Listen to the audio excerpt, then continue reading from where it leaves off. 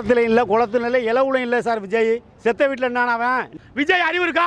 ஜோஜோ விஜய் இவங்க சம்பாதிக்கணும், ராயாலா வாழணும். இவர் 200 கோடியை விட்டுட்டு வர்றாரு. செங்கோட்டை வந்தாலும் சரி, ராக் போட்டு வந்தாலும் சரி, இது சீமானுடைய புல்லட் ட்ரெயின். யாரும் ஒன்றும் பண்ண முடியாது. மக்கள் பக்கத்திலே இருப்போம். யார் பணத்தை கொடுத்தா 20 லட்சம் ரூபா? தமிழ்நாட்டு மக்களுடைய பணம்.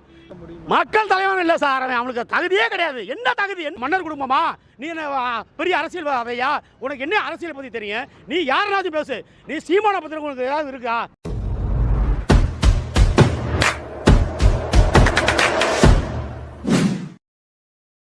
சார் களத்துல இல்லை, குளத்துல இல்லை, இலவுலையும் இல்லை சார். விஜய் செத்த வீட்டில் என்ன அவன்? நீங்கள் என்ன பேசுறீங்க?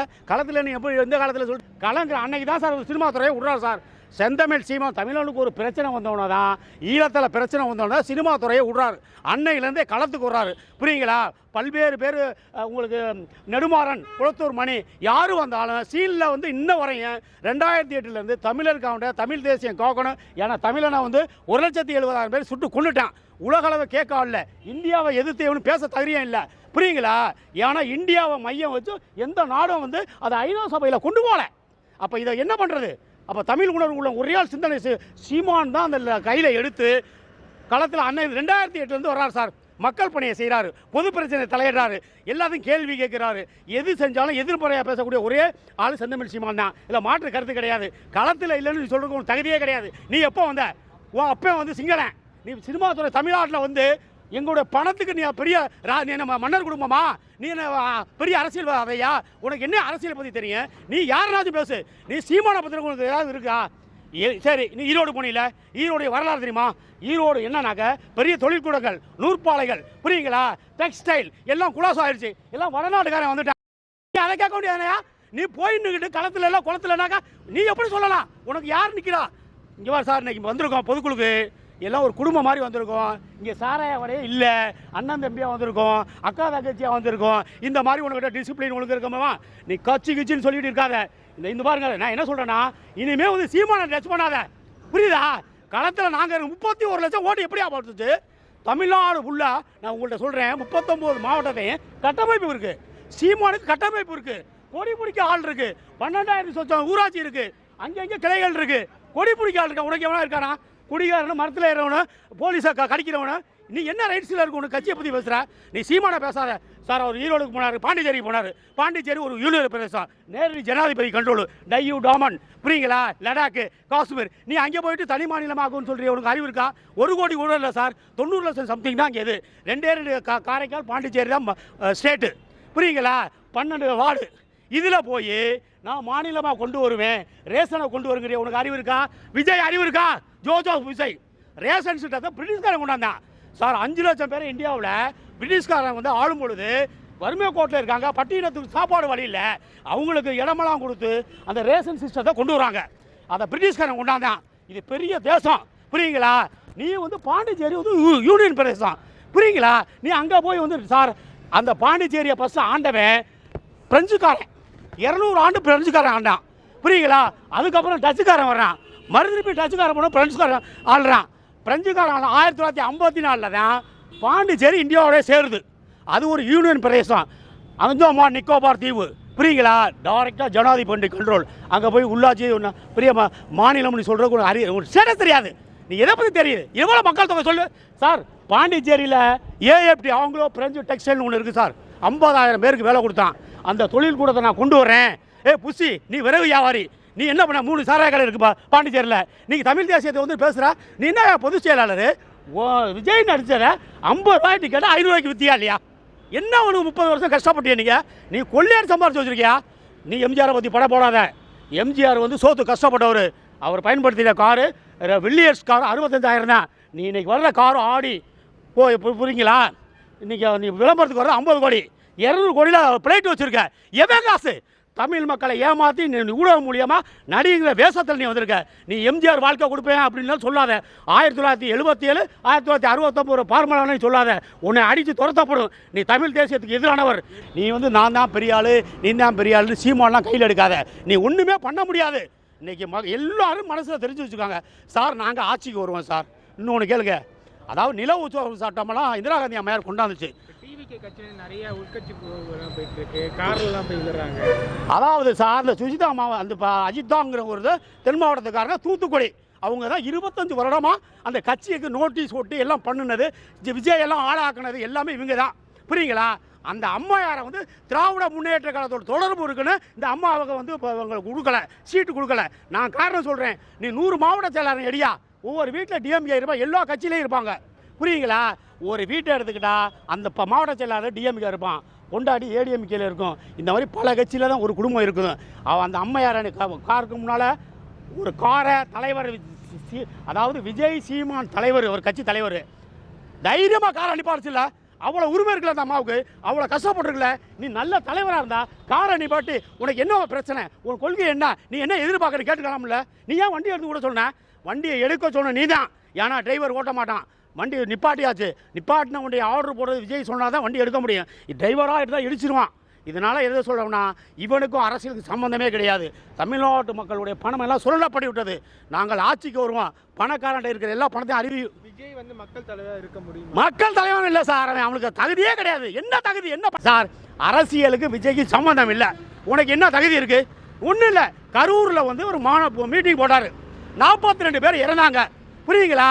நீ அந்த இடத்துல ஒருத்தன் கேட்குறான் யூடியூப்காரன், நீ இந்த மாதிரி இறந்துட்டாங்க, நீங்கள் என்ன பதில் நீ ஓடிட்டியில் பிளேட் ஏற்றிட்டில, நீ என்ன? நான் என்ன கேட்குறேன்னா, நீ நல்ல மனுஷன், தமிழ்நாடுக்கு சப்போர்ட் பண்ணணும்னா அந்த உயிருக்கு நீ நீ உடனே அங்கே ரூமை போட்டு 2ஆம் தலைவர் நிர்மல்குமார், புசி ஆனந்த், இந்த மாதிரி பல 2ஆம் கட்ட தலைவர்லாம் இருக்காங்கல்ல.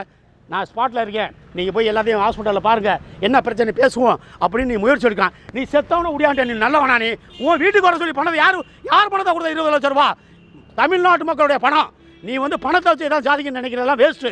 புரியுதா? உனக்கு அரசியல் பின்புலம் இல்லை. நீ இந்த பசங்க எங்கள் தமிழ் மக்கள்லாம் எல்லாத்தையும் குடிக்க அடிமையாகிட்டு எல்லாரும் பின்னால் தராங்க. நீ வந்து சென்னைக்கு கூட்டு வந்து பார்க்குறது எந்த மாதிரி போகுதுன்னு இது வந்து அதிகார வரம்பு.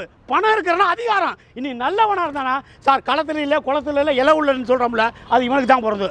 இலவுல நீ வீட்டிலே நின்று இருக்கணும். உன்னை என்ன வெட்டி கொள்வாங்களா? உன்னைய கொள்ளுவாங்க இல்லையா?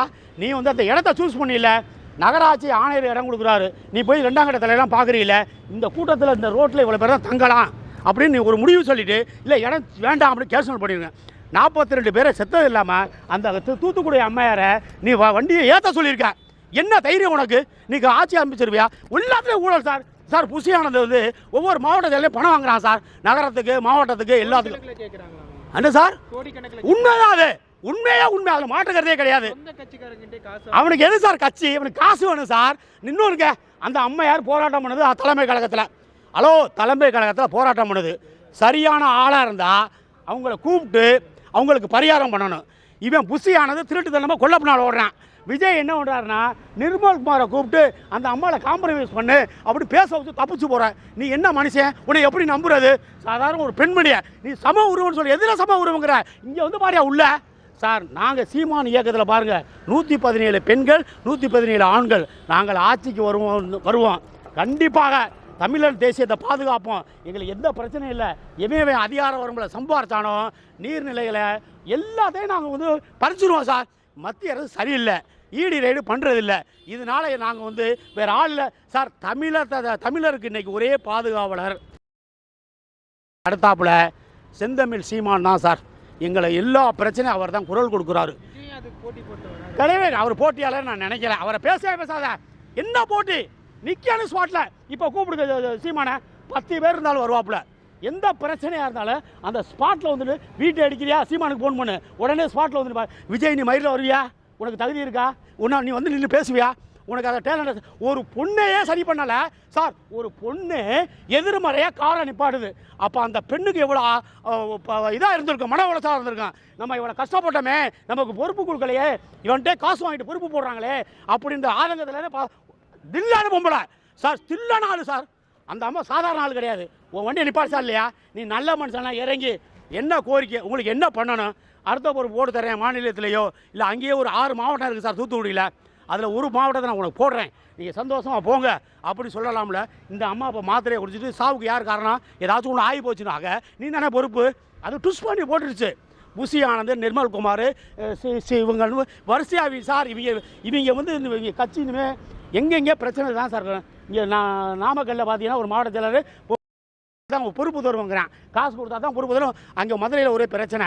இவங்களுக்கு கட்சிக்கு சமூக சேவைக்கு எந்த இதுக்கும் வந்து ஆளே கிடையாது. இவங்க சம்பாதிக்கணும், ராயால வாழணும். இவர் 200 கோடியை விட்டு வர்றாரு. ஏன் நீ வந்து அதோட அதிகமாக சம்பாதிக்க தான் சார் வர்ற? சம்பாதிக்கவே நீ வர்ற? நீ நல்ல மனுஷனா? அதெல்லாம் பேசக்கூடாது. நீ சினிமாவோட ஓடி போயிரு. விஜய் வந்து முதலமைச்சர் ஆயிட்டா தமிழ்நாடு எப்படி இருக்கு? அவன் ஆகவே மாட்டான் சார். ஒரு சீட்டு ஜெயிக்கிறானான்னு பாருங்க. எப்படி ஆகப்பல? என்ன பண்டமெண்டல்ஸுக்கு சார்?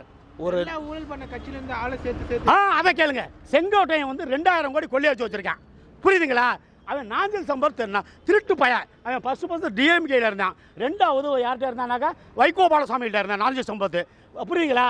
அடுத்தது வந்து ஜெயலலிதா அம்மா கூப்பிட்டு இந்த ஒரு எம்எல்ஏ இது எம்பிபிஎஸ் டாக்டர் சீட்டு ஒரு இன்னோவா காரு நீ கட்சிக்கு பேச்சாளர்னு சொல்லிச்சு. முடிஞ்சிச்சா? அதுக்கப்புறம் இந்த அம்பையார் செத்துச்சு. இவன் நேராக சசிகலாவிட்ட போனான். அதுக்கப்புறம் வாழ் உரிமை கிடையாது, சோத்துக்கு வழி இல்லை. நேராக இன்னைக்கு ஆதவர்சானா இருக்கான் பாரு. ஆதவர்சான் லாட்ரிக்கு பிறந்தவன். அவனுக்கு உனக்கு கட்சி இருக்கா? ஆதவர்சான் பிரசிடண்ட்டில் எங்கே இருந்த நீ? வந்து திராவிட முன்னேற்றத்தில் சபரிவாசனோட இருந்தாலும், நீ வந்து இவரோட திருமாவளவனோட இருந்தாலும், உன்னுடைய குலத்தொழில் என்ன? லாட்ரி விற்கிறது. உன் மாமனார் வந்து 1988 வர்மாவில் இருந்து தமிழ்நாட்டில் 13 வயசில் லாட்ரிக்கு வந்தான். இன்னைக்கு கிட்டத்தட்ட 10 லட்சம் கோடி சொத்து இருக்குது. இப்போ எல்லாமே ஆதவர் சாண்டா போயிடுச்சு. அவனுக்கு குணாதிசயம் என்ன? அவன் சமூக ஆர்வலராக இருப்பானா? சில மக்களுக்கு சேவை செய்வானா? எல்லா இன்வெஸ்ட்மெண்ட்டும் இப்போ பணமெல்லாம் இவன் கொடுக்குறதில்ல சார். விஜய் எல்லாமே ஆதவர் சொன்னா தான் பண்ணுறாப்புல. அவன் பூர்வம் அவன் முதல்ல இன்வெஸ்ட்மெண்ட் பண்ணுறான். நாளைக்கு ஆதவர் சொன்ன கட்சி கைப்பற்றிடுவான். நீ செங்கோட்டை வந்தாலும் சரி, ராக் போட்டு வந்தாலும் சரி, இது இப்போ சீமானுடைய புல்லட் ட்ரெயின். யாரும் ஒன்றும் பண்ண முடியாது. மக்கள் பக்கத்திலே இருப்போம். நாங்கள் வெளியில் சந்தை போகிறோம். யாரோட? விஜய் கூட ஓபிஎஸ் வந்து சார் நல்லா கேளுங்க. இதே ஓபிஎஸ் பற்றி சொல்கிறேன். தென் மாவட்டத்தில் 3 முறை ஒரு இருந்தாலும் இவருடைய சொத்து மதிப்பை அவனுக்கு காட்ட சொல்லுங்க. செங்கோட்டை சொத்து மதிப்பை காட்ட சொல்லுங்க. இவங்க எல்லாம் கொள்ளை அடிச்சு எம்ஜிஆர் பேரை சொல்லி இந்த அம்மையார் பேரை சொல்லி பல ஆயிரம் கோடி கொள்ளை அடிச்சு வச்சிருக்காங்க சார். இவங்க தான் வந்து ஊழல் அழிக்க போகிறாங்க. நாங்கள் யாரும் அடிக்க மாட்டான். ஊழலை பண்ணுற திருட்டு பயில கொள்ளை அடித்தவனை கூட கூட்டாளியை நீ வச்சுருக்க. நீ எப்படி பண்ணுவ? நீ உனக்கு தில்லு இருந்தா என்ன ஒரு விரல் சொல்லியில் திட்டான். நீ தனியாக நீ இண்டிவிஜுவல்னு உன்னுடைய கொள்கையை நீ ஃபாலோ பண்ணணும். உனக்கு நாலேஜ் இல்லை, அரசியல் பின்புலம் விளையாடும் தெரியாமல் தானே நீ செங்கோட்டையனை கூட்டியாந்த, ஆதவர்சனை கூட்டியாந்த, நாஞ்சில் சம்பாத்தா கூட்டியாந்த. இப்போ இதை பற்றி என்ன நினைக்கிறது சார்? ஏற்கனவே அந்த கட்சியில் சம்பாதிச்சவங்க சார். செங்கோட்டையனுக்கு 2000 கோடி சொத்து இருக்குது. புரியுங்களா? மாற்றுக்கிறது கிடையாது. நான் ஓபிஎஸை பற்றியெல்லாம் எல்லாரும் பண முதலைகள். நாடு சரியில்லை, மத்திய அரசு சரியில்லை. ஏர்போர்ட் சீட்டெல்லாம் பேச முடியாது. இந்த இன்னைக்கு சார் சாதாரண நான் தொண்டேன் 3 மணி நேரம் பேசுவேன். 3 மணி நேரம் தமிழ்நாடு அரசியல், இந்தியன் அரசியலே பேசுவேன். அந்த நாலேஜ் நான் கஷ்டப்பட்டு வந்தேன். நீ என்ன பண்ண போகிற? உன் நாலேஜே கிடையாது. நீ வந்து மக்களை நம்பி சார், மக்கள்லாம் தமிழர்கள் சார், ஒன்றும் விவரம் தெரியாது சார். ஏன்னாக்க சினிமா துறையை நம்பி தான் இன்றைக்கி இதே மாதிரி ரஜினியை வந்து 16 வயசில் 500 ரூபா தான் பாரதி ராஜா கொடுத்தாப்புல. இன்றைக்கி 4000 கோடி சொத்து வச்சுருக்காப்புல. தமிழ் மக்களுக்கு ஏதாவது செஞ்சாரா சொல்லுங்கள் பார்ப்போம். இவங்கெல்லாம் சார் இந்திரே வந்தது, சந்திரே வந்தது, இந்த சினிமாங்கிறது வேறு.